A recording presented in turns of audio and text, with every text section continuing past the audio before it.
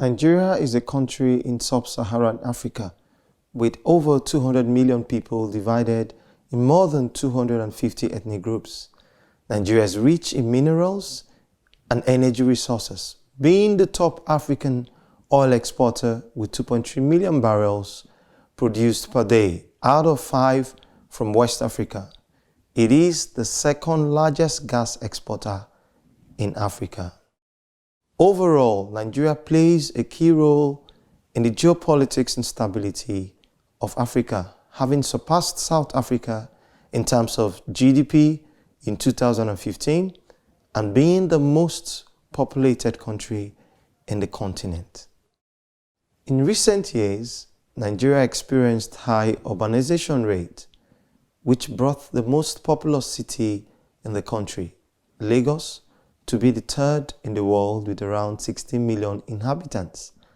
Approximately 15% of people live today in cities, and over 50% of them live in disadvantaged neighborhoods, more frequently in slums and challenging settlements. The above factors together make Nigeria one of the poorest and unequal countries in the globe, with most of the population in Lagos living on less than $2 per day, and few elites among the richest in Africa and the world. Nigeria, as part of the group of mint countries, which are Mexico, Indonesia, Nigeria, and Turkey. Nigeria is one of the world's economies with the highest rise in gross domestic product and market share during the years after the world economic crisis in 2008 to 2009. Our gross domestic product is today around $415 billion.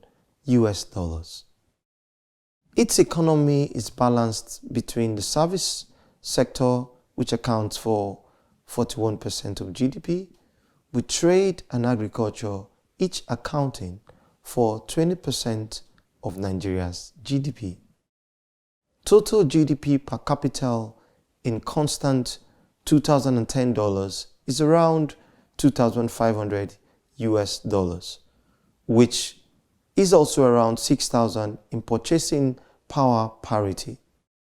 Despite this, most of the population, more than 50%, live in extreme poverty, under $1 per day, while the country deals with high inflation rate of around 14% as at March 2019.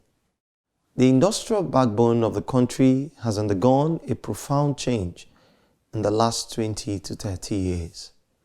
Total productivity expressed in GDP per person employed in power purchasing parity in dollars increased to nearly $19,000 per worker in 2015, but has been decreasing until today's value of $17,000 per worker. Furthermore, Nigeria has passed since the beginning of the 2000s from predominantly subsistence agriculture to more advanced forms, improving harvesting techniques and irrigation through dam construction. An important industrial trend is reflected in the manufacturing sector's increased importance, contributing 40% of total value added to the economy. Nigeria appears to be a contradictory reality where the potential for development struggles with the unacceptable poverty levels, worsened by huge social inequality. It shows the highest African GDP and population, but life expectancy and literacy rates are low. Most economic activities revolve around the exploitation of natural resources that are, however, not sufficiently spread as renewable sources. Furthermore, the pattern of resource exploitation is not sustainable, as in the case of oil and gas. However, there are great opportunities offered by the situation presented so far. Agricultural sector contributes to the national economy, and land is a real gold mine for Nigeria, with 72 million hectares of arable land that could guarantee large quantity of agricultural products. Therefore, introducing digitization in agriculture may increase the productivity of the sector and improve its sustainability in terms of water and nutrients consumption. At the same time, there are opportunities for introducing new biotechnologies in order to effectively deploy agricultural wastes and transforming them into value-added products. Today, Nigeria ranks first in Africa for services output and 25th worldwide. Financial services and information technology services account for the highest share in overall national product. Therefore, improving these sectors with digital technology could ease the governance, reducing costs, and ensuring more competitiveness in the sectors.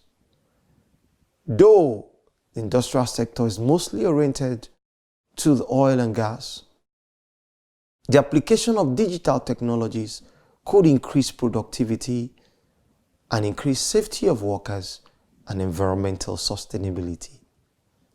Regarding enabling infrastructure for the next production revolution, NPR, there is a lot to be done in the area of energy generation, transmission, and distribution systems. Because rural electricity access is still around 40%, with high levels of losses along the electricity value chain.